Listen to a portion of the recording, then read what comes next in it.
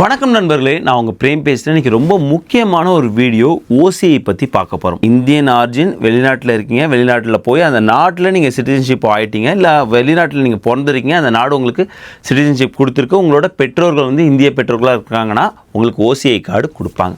இப்போ என்ன ஒரு பிரச்சனை வந்திருக்குன்னா, ரீசெண்ட் டைமாக இந்த இஓசிஐன்னு ஒன்று இடையில வந்து புகுத்துனாங்களே, அது இப்போ இஓசிஐ இருக்கா இல்லை பழையபடியே பேப்பர் மெயிலில் இருக்கா அப்படிங்கிற ஒரு கேள்வி இருக்குது. நம்மளோட நண்பர் பிரகாஷ் ப்ரோ அவங்கள்ட்ட பேசும்போது சொன்னது என்னென்னா வந்து நிறைய பேர் இந்த ஓசிஐ அப்டேட் பண்ணலன்னு இங்கே, அதாவது வந்து இப்போ சப்போஸ் நீங்கள் யூஎஸ்ஏலேருந்து இந்தியாவுக்கு நீங்கள் ஃப்ளைட்டை வந்து போர்ட் பண்ண போகிறீங்கன்னா அங்கேயே நிறுத்திட்டு நீங்கள் அப்டேட் பண்ணிட்டு வாங்கன்னு சொல்லிடுறாங்க. ஸோ அது உடனே அப்டேட் பண்ண முடியாது, அதனால் அவங்களோட ஃப்ளைட் ட்ராவலே போஸ்ட்போன் பண்ண வேண்டியதாக போயிடுது. நிறைய பேருக்கு அது வந்து ஸ்ட்ரெஸ்ஃபுல் ட்ராவலாக போயிடுது அப்படின்னு சொல்கிறாங்க. நிறைய ஓசிஐ சம்மந்தமான கேள்விகள் இருக்குது. சப்போஸ் எமர்ஜென்சி ட்ராவல் இருக்குது, நான் இப்போ எவ்வளோ நாளுக்குள்ளே ஓசிஐ எடுக்க முடியும், இந்த மாதிரி நிறைய கேள்வி இருக்குல்ல. இது எல்லாமே இன்றைக்கி வந்து க்ளீனாக பார்க்க போகிறோம், ப்ளஸ் ட்ராவல் அப்டேட்ஸோடு பார்க்க போகிறோம். இவை எல்லாம் நமக்கு க்ளீனாக எக்ஸ்பிளைன் பண்ண போகிறது உங்கள் எல்லாருக்கும் மிகவும் பரிச்சயமான சிட்டியா ட்ராவல்ஸோட ஃபவுண்டர் திரு பிரகாஷ் ராஜா அவர்கள் தான்.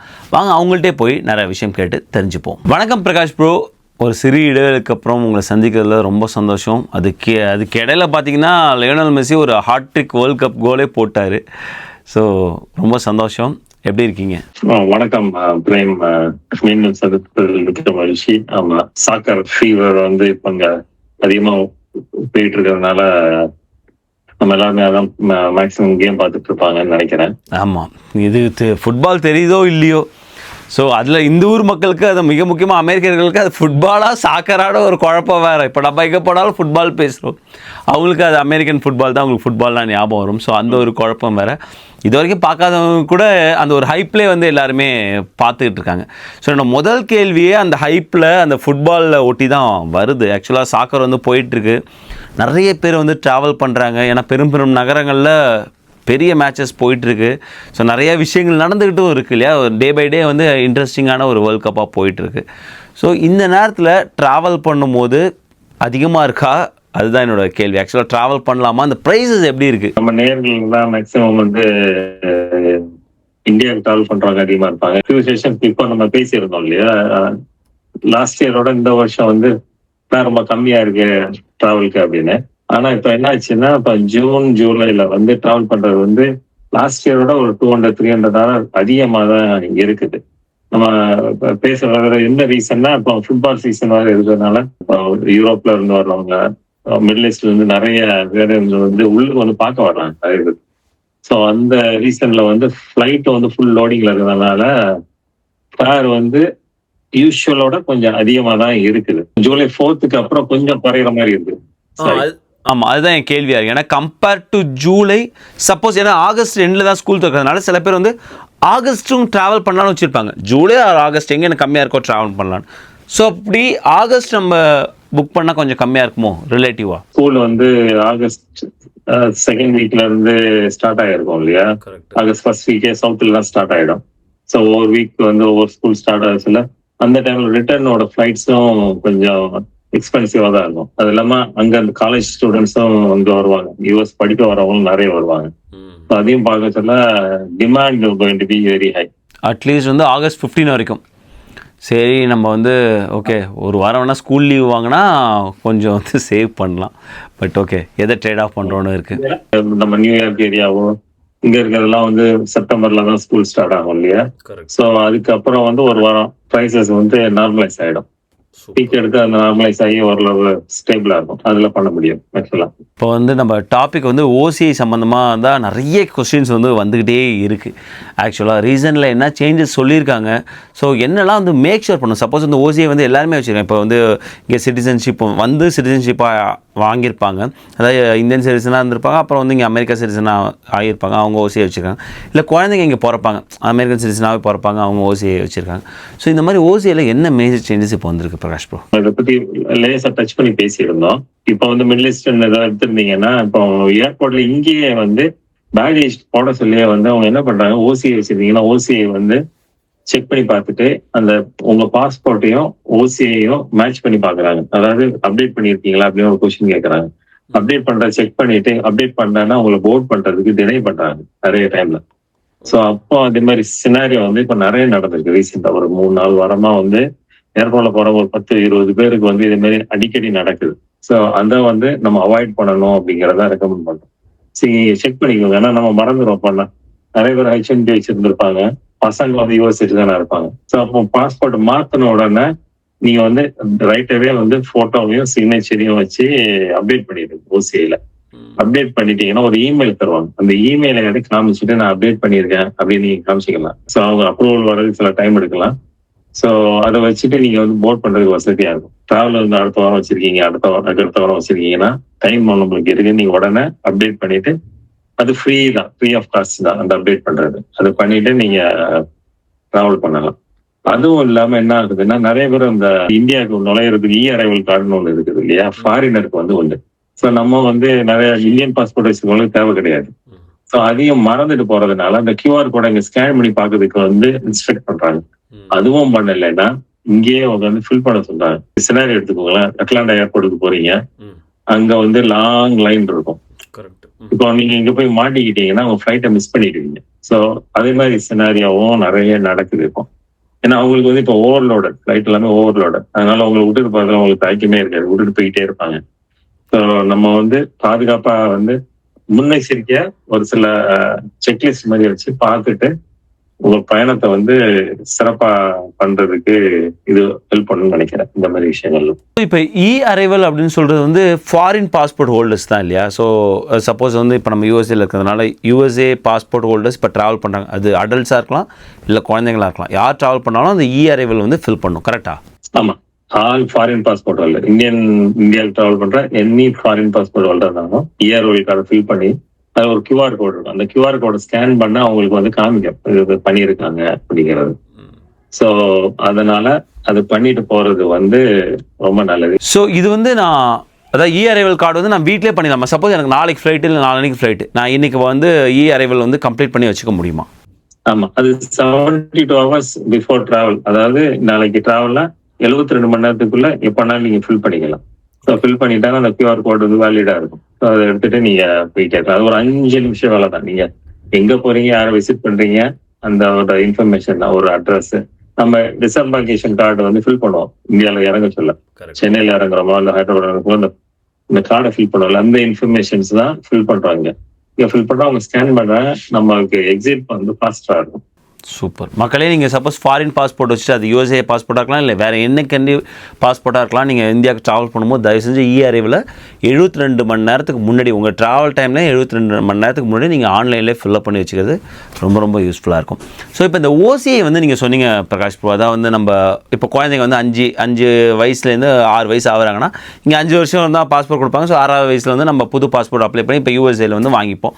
ஸோ நான் போய் ஆன்லைனில் போய் வந்து ஓசிஐ வந்து அப்டேட் பண்ணுவேன். அதாவது வந்து ஃபோட்டோவும் இதுவுமே கொடுத்து சிக்னேச்சர் வாட்டவர், குழந்தைங்கள்லாம் தம் இம்ப்ரெஷன் கொடுக்கணுமா? தம் அப்டேட் பண்ணிட்டு இது பண்ணுவோம். இது புரியுது. ஆனால் வந்து நான் வந்து இப்போ குழந்தைங்க வந்து பெருசாக அடல்ட் ஏஜ் ஆகுறாங்கன்னா 20 இயர்ஸ்க்கு மேலே போயிடுச்சுன்னா அப்போ புது ஓசிஐ கார்டு வாங்கணுமா? ஆமாம், இப்போ வந்து 20 இயர்ஸ் ஆனதுக்கு அப்புறம் வந்து ஓசிஐ கார்டை வந்து ரீஅப்ளை பண்ணி ரினியூவல் பண்ண சொல்றாங்க. ஸோ புது ஓசிஐ கார்டு ஒன்று கொடுப்பாங்க. அதுல வந்து உங்க 20 இயர் உள்ள அடல்ட் ஃபேஸ் இருக்கும் இல்லையா, ஸோ இந்த ஃபேஷியல் ஃபீச்சர் எல்லாம் மாறுறதுனால அதை புதுசா கொடுக்க சொல்றாங்க. ஸோ அந்த இதை அப்டேட் பண்ணிட்டு புதுசா அது வந்து ரெகுலர் ஓசிஐயோட கொஞ்சம் காசு குறைவா தான் வருது. பட் ஆனா இன்னும் உங்களுக்கு என்ன லெங்தி ப்ராசஸ். ஸோ இப்போ வந்து ஆன்லைன்ல இன்னும் டிபேட்ல தான் போயிட்டு இருக்குது. என்ன சொல்றாங்கன்னா இஓசிஐ அப்படின்னு சொல்றாங்க. எல்லா டாக்குமெண்ட்டையும் ஃபில் பண்ண உடனே ஒரு கியூஆர் கோட் மாதிரி வரும். அதை எடுத்துட்டு போய் நீங்க இந்தியன் நம்பர்ஸ்லயோ விஎஃப்எஸ்லயோ போய் காமிச்சீங்கன்னா பயோமெட்ரிக் பண்ணோம்னா உங்களுக்கு ஓசிஐ வந்துடும் அப்படின்னு தான் ரெகுலர் ப்ராசஸ் இப்போதைக்கு புதுசா சொல்லியிருக்காங்க. ஆனா அது இது வரைக்கும் இம்ப்ளிமெண்ட் ஆகல. இப்பவும் பேப்பர் ஒரு 100 பேஜ் வந்து நம்ம சப்மிட் பண்ண வேண்டியதுதான் இருக்குது. ஸோ அது இல்லாம இந்த ஆப்ஷன் வந்து அவங்க சொல்லி வச்சிருக்கிறது, அந்த சாஃப்ட்வேர் இம்ப்ளிமெண்டேஷன் கொஞ்சம் டைம் எடுக்கும்னு நினைக்கிறேன். அந்த ஆப்ஷன் இருந்தா இன்னும் பெட்டரா இருக்குமா அப்படின்னா தெரியல. ஏன்னா இப்ப நீங்க கொலம்பஸ்ல இருக்கீங்க, உங்க இதுல OFS இருந்தேன்னா நீங்க போயிருவீங்க. இல்லைன்னு நீங்க நியரஸ்ட் எம்பசிக்கு போய் அப்பாயின்மெண்ட் வாங்கிட்டு வந்து நிக்கணும். அது வந்து இன்னும் வந்து நம்மளுக்கு ட்ரபிள்சமா இருக்கும்னு நினைக்கிறேன். தெரியல அப்படின்னு பார்ப்போம். கரெக்ட். அது நல்ல பாயிண்ட் சொன்னீங்க. நிறைய பேர் இந்த இஓசியை பற்றி கேட்டுகிட்டே இருந்தாங்க, இது அமலாக்கம் பட்டுட்டாங்களா இல்லை பண்ண போகிறாங்களா அப்படின்னு. ஸோ இது வந்து பைப்லைனில் இருக்குது, பட் ஃபுல்லாக வந்து இம்ப்ளிமெண்ட் ஆகலை. பிகாஸ் நீங்கள் சொன்ன அந்த ஒரு மெயின் ரீசன் வந்து ஒரு விஷயமா இருக்குது. பிகாஸ் இஓசியில் வந்து மெயின் திங் வந்து நீங்கள் எதர் எம்பசி போகணும், ஆர் கன்சுலேட் போகணும், ஆர் விஎஃப்எஸ் குளோபல் சென்டருக்கு போகணும். இப்போ விஎஃப்எஸ் குளோபல் சென்டர் பார்க்கும்போது எங்கள் கொலம்பஸில் இருக்குது, பட் நிறைய இந்த மாதிரியான சிட்டிஸில் இல்லை. இப்போ தான் கொஞ்சம் அதை எக்ஸ்பேண்ட் பண்ணிட்டே வராங்க. ஸோ அது எக்ஸ்பேண்ட் பண்ணுறது ஒரு ரீசன், ப்ளஸ் சாஃப்ட்வேர் அப்டேட்ஸ் அதெல்லாம் ஒரு ரீசனால அப்படியே வச்சுருக்காங்க. ஸோ நம்ம எப்பயும் மாதிரி அதாவது வந்து பழைய நடைமுறைப்படியே வந்து பேப்பர் மெயில் தான் பண்ணணும். நீங்கள் ஓசியை நிறைய பேருக்கு வந்து உங்கள் நிறுவனம் மூலயமா ப்ராசஸ் பண்ணி கொடுக்குறீங்க. எனக்கு இன்னொரு கேள்வி இருக்குது. இப்போ சப்போஸ் யாராவது வந்து ஓசியை வேணும், எனக்கு 2 வாரம் தான் எமர்ஜென்சி ட்ராவல் போகிறோம், 1 வாரத்தில் போகிறேன்னா இப்போ அப்ளை பண்ணால் 1 வாரத்துக்குள்ளே ஓசிஐ வந்துருமா? எவ்வளோ டைம் பீரியட் அது எடுக்குது? ஓசிஐ வந்து மினிமம் வந்து 5 to 6 வாரம் வந்து ப்ராசஸிங் டைம் எடுக்கிறாங்க. அதுக்கப்புறம் அது இந்தியால இருந்து தான் ஷிப் பண்ணுவாங்க. ஸோ அது ஒரு 7-8 நாளைக்கு மேல ஆகும். அப்புறம் இங்க ஷிப் பண்ணச்சுல உங்களுக்கு 8 to 9 வாரம் வந்து ஆயிடுது. ஸோ அது இல்லாம சில டைம்ல சில டாக்குமெண்டேஷன் வந்து நம்மளுக்கு கரெக்டா இல்லைன்னா திருப்பி ரீசப்மிஷன்ஸ் இருக்கும். ஏதாவது ஒண்ணு மிஸ் பண்ணிருப்பாங்க. மேரேஜ் சர்டிபிகேட்ல வந்து நேம் வந்து ஒரு மாதிரி இருக்கும், உங்க இதுல ஒரு நேம் இருக்கும். ஸோ நிறைய கான்ஃபிளிக்ஸ்லாம் இருக்கும். நம்மளுக்கு லாங்கர் நேம் இருக்கும், ஒவ்வொரு இதுல ஒவ்வொரு மாதிரி இருக்குச்சுல அதுக்கு வந்து சப்போர்ட்டிங் டாக்குமெண்ட் நிறைய வச்சு நோட்டரைஸ் பண்ண வேண்டியது இருக்கும். ஸோ அதெல்லாம் பண்ண சொல்ல உங்களுக்கு வந்து ஒரு ப்ராசஸ் இட் செல்ஃப் ஒரு 2 நாள் 3 நாள் நீங்க வந்து ஹோம்ஒர்க் பண்ற மாதிரி இருக்கும் எல்லாத்தையும் எடுத்து பண்றதுக்கு. ஓகே, அதை பண்ணி அப்ளை பண்ணணும். ஓகே. ஸோ எமர்ஜென்சினா அப்போ கண்டிப்பாக வந்து எமர்ஜென்சி விசா வாங்கிட்டு போகிறது தான் பெஸ்ட் இல்லையா?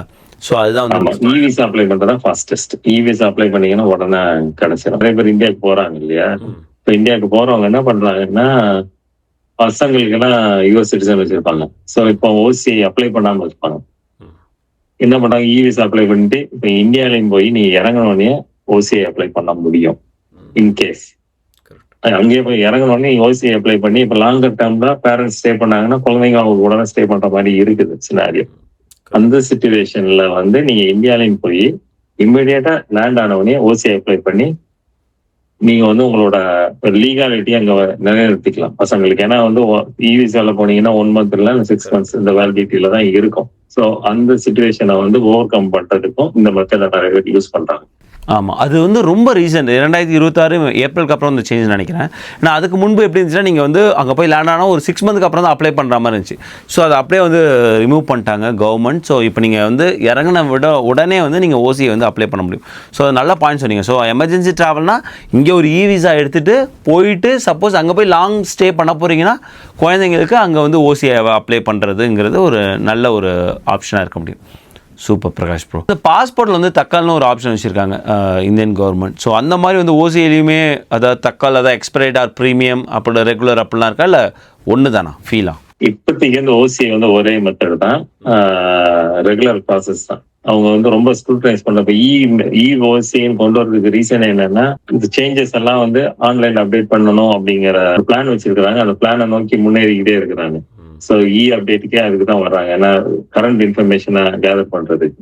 ஸோ அதனால பேப்பர்ல இருந்து இக்கு போறதுக்கு ஒரு ரீசனா அதுதான் சொல்றாங்க. இப்ப நீங்க ரீசனா பாத்துருக்கீங்க நியூஸ்ல, இந்த இந்தியன் பாஸ்போர்ட் வச்சிருந்தா நீங்க வந்து இந்தியன் சிட்டிசன் இல்ல அப்படின்னு சொன்ன மாதிரி.